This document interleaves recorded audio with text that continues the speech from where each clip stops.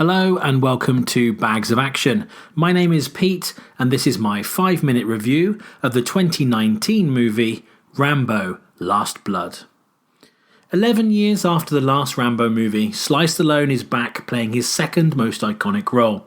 It's 37 years since First Blood came out, and this may well be the end of the story.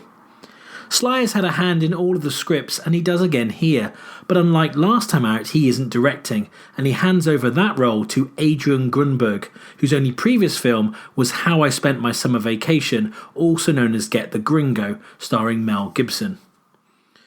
Rambo Last Blood co-stars Paz Vega, Sergio Perez-Mencheta, Adriana Barraza, Yvette Monreal, Jeannie Kim, Joaquin Cosio, and Oscar Juaneda. The story follows Rambo as he travels to Mexico to save his niece, who has been kidnapped by a Mexican cartel. Ultimately, in a Rambo movie, you want John Rambo to do what he does best, provide lethal retribution in various imaginative forms.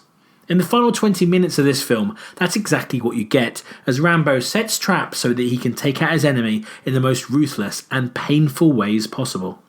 There are body parts ripped out multiple times here, and extremely effective knife work throughout the movie. And it's mad to remember, in the 80s there were toys and cartoons about Rambo. This film is pure exploitation cinema. The only female characters only serve to give Rambo reason to seek vengeance, or point out where someone is. And the way Mexico and Mexicans are portrayed feels a bit like something from a Donald Trump rally. In most modern films, even something like Taken, which covers similar ground, the lead character is saving someone and using their abilities and skills to make that possible. This film, like a pumped-up Death Wish, is solely concerned with revenge and punishment, and at times that makes it an uncomfortable watch. Not the killing Rambo dishes out as much as the lengths we see his young surrogate niece go through in order to push him to breaking point. Yvette Monreal is very good in her role, but her and Paz Vega even more so get nowhere near enough to do. What I think they were trying to say here is that in the first movie, trouble came to him and he couldn't avoid it, but now he's seeking it out as his normal life has been torn apart. That almost worked, but for me, not quite. He dishes out some brutal punishment, but a lot of the time on relatively anonymous characters, and you never quite get that twisted satisfaction of seeing someone you'd learned to despise being killed.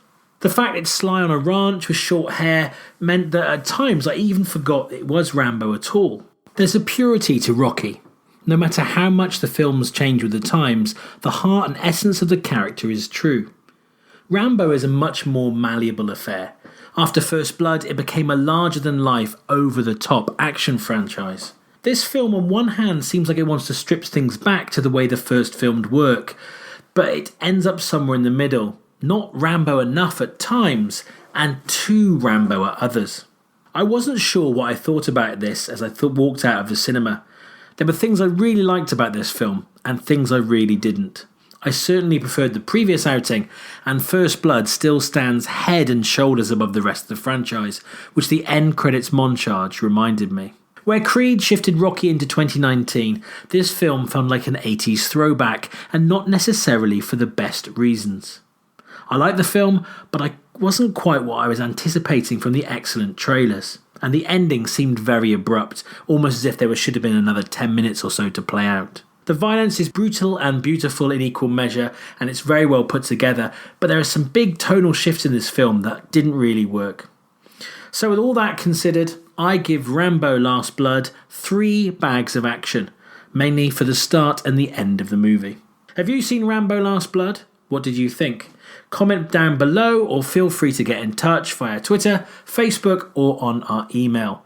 And please don't forget to like and subscribe to our channel so you don't miss out on our regular 5-minute and full-length action movie reviews.